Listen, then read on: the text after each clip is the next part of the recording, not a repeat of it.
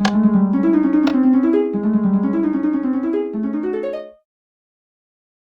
んにちは、テリーです。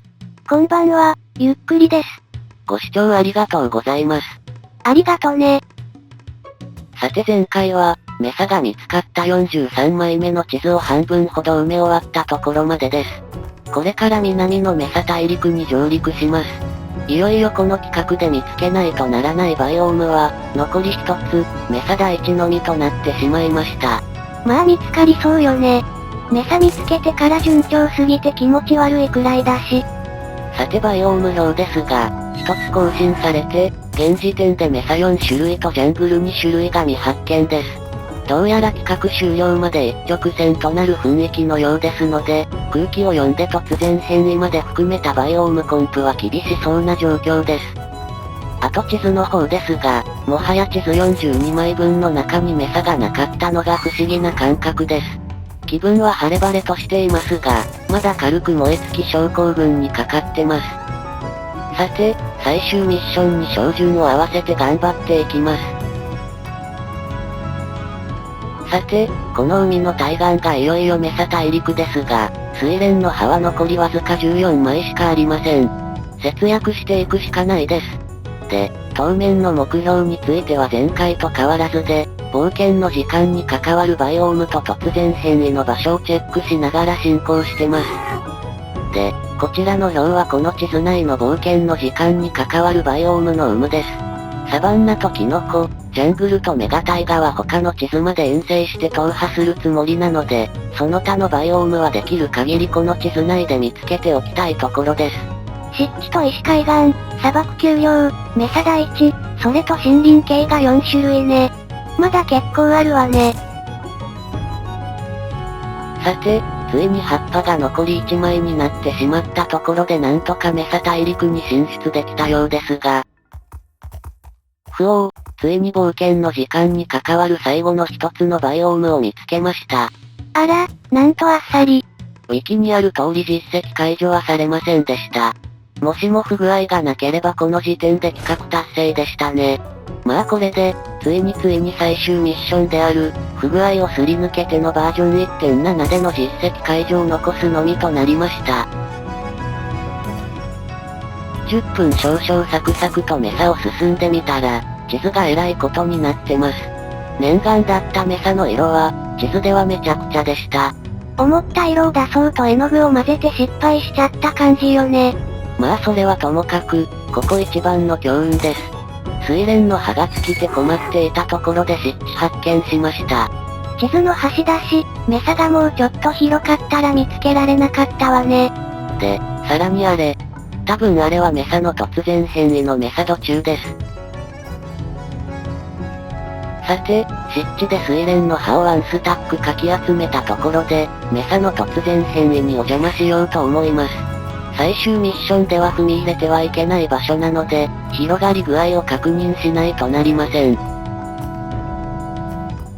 まあ、これでメサド中発見です。まだ未発見のバイオームはメサとジャングルの突然変異4種類だけになりました。さらに西の方に進んでみると森林丘陵発見です。東半分の森林では見つけられなかったのでこれは大きいです。さらに進むと、何やらおかしな地形がありました。これテリーの定義上のトンネルじゃないの。くぐる方向は上から下だから間違えないようにね。それくぐるというか自由落下です。そして、なんと地図の端っこの隅のところで懸念してた白樺の森を発見です。なんかサクサクと順調すぎるわね。大丈夫かしら。メサパワーを受けてるので運の数値が跳ね上がってます。さて、ここからは日をまたいでのゲーム再開なのですが、なんとここからは、ずっと悩まされていたラグさんがなぜかいなくなりました。特に何も設定変更してないんですけど、確かパソコン再起動した時 Windows アップデートが動いてたのでそのせいかなと。ほんと大丈夫？ほんと順調すぎるわよ。あ、白樺丘陵も発見です。白樺がこれで2つ揃いました。これもうダメかもね。最終ミッション中にセーブデータが壊れたりしそうよ。まあともかく、これでこの地図で見つけておきたいバイオームは残り3つです。石海岸は山岳の海辺にありそうなので、残ったのは実質屋根状の森と砂漠丘陵だけですね。そういえば、これだけメサを駆け巡っていても、洞窟らしき洞窟が地表で見つかっていません。ひょっとしてメサには洞窟が生成されないのでしょうか。洞窟が生成されないとトンネルが見つかりにくいんですよね。って、なんだあれ？スポーンですよね。これまたどえらいところに生成されたものです。もう最終ミッションを残すのみなので必要なものはないのですが、一応調べてみます。さてと、記念すべきメサ初のスポーンには何がいるでしょうか。って、雲か。これだけ安全設計なのにダメージ受けるとかなんなのよ。でも近づかれないので私の腕でも安心攻略です。まあ、ちょうどスポーンが露出してるとか、安心設計スポーンとか運がいいですね。運が良すぎて人類が滅亡しそうな雰囲気よ。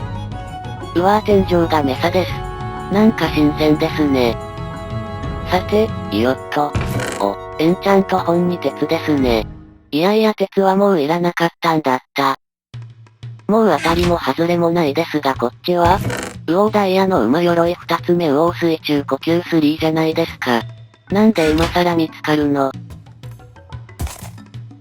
さて、20分ほどメサを突き進んだところで、トンネルはなかったですがこんなのを見つけました。これはもう先端の先っぽの端に立ってみろということですね。わかります。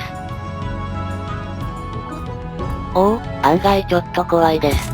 高さがそれなりなのでおっかないです。これ、ジャンプ台だと思うのよね。私は全然思わないです。少し進んだら草原の突然変異であるひまわり草原がありました。最終ミッションでは危険地帯です。しかし今のところ、メサの突然変異以外は地図の端に生成されていて場所が覚えやすいです。この地図は私のために用意されたような地図である感じがしてきました。ふお、そういえば砂漠にはピラミッドがあるんでした。久しぶりです。まあぶっちゃけて言うと、金も鉄も最終ミッションには十分すぎるほどすでにありますし、万一の死の危険を顧みずにお宝確認する必要もないんですが、まあ、佐賀です。うおー危なすぎ。久々すぎて感圧式スイッチを踏みそうになりました。ちょっとうっかりしすぎでシャレになりません。で、お宝の方ですが、金と鉄がいっぱい補充できました。先ほどのスポーンといい、このピラミッドといい、軽く嫌がらせですね。さて、無事にピラミッドから戻ってアイテム整理も終わったところですが。うおー、これまた久々のラバの内部構造バッチリチェックタイムです。いつも半分外が見えてしまうのが謎だったのですが、チェストにラバが乗っていたからでしょうか。これはまた一つ、マイクラの謎が解けた瞬間かもしれません。ピラミッドのてっぺんによじ登ったところで突然変異の砂利山がありました。ひまわり草原から突然変異がまたいだのでしょう。ちなみに砂漠にはまたいでいませんでした。さらにどんどん地図を埋めると村を見つけました。地図は残り少なく、最終ミッション間近なので、これが最後に立ち寄る村になりそうです。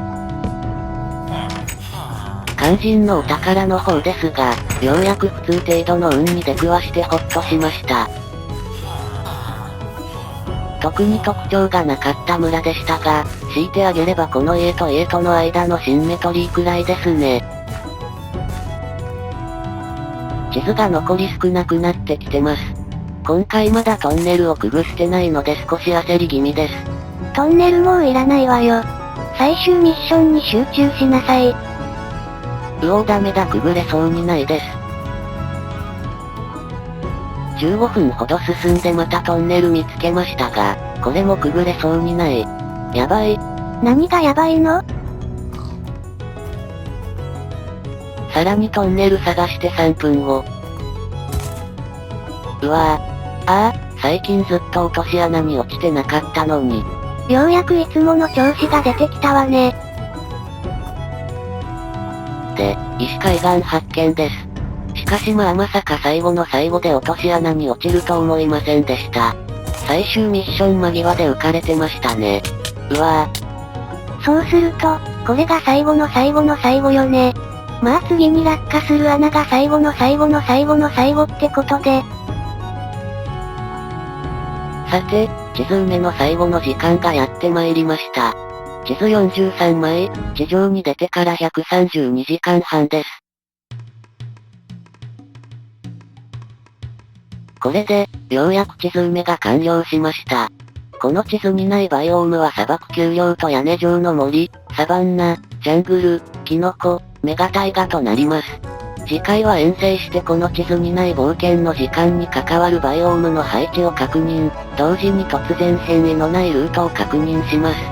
そして、最終ミッションである、バージョン 1.7 の冒険の時間不具合すり抜けに挑みます。私の調べた限り、これをチートモードなしで達成した人は見つかりませんでした。実行可能かどうかはやってみないとわからず、若干の不安と大きな緊張を抱いています。一瞬でも突然変異に踏み込んだらやり直しだし、慎重に調べないとね。地図の方は最終的にここまで広がりました。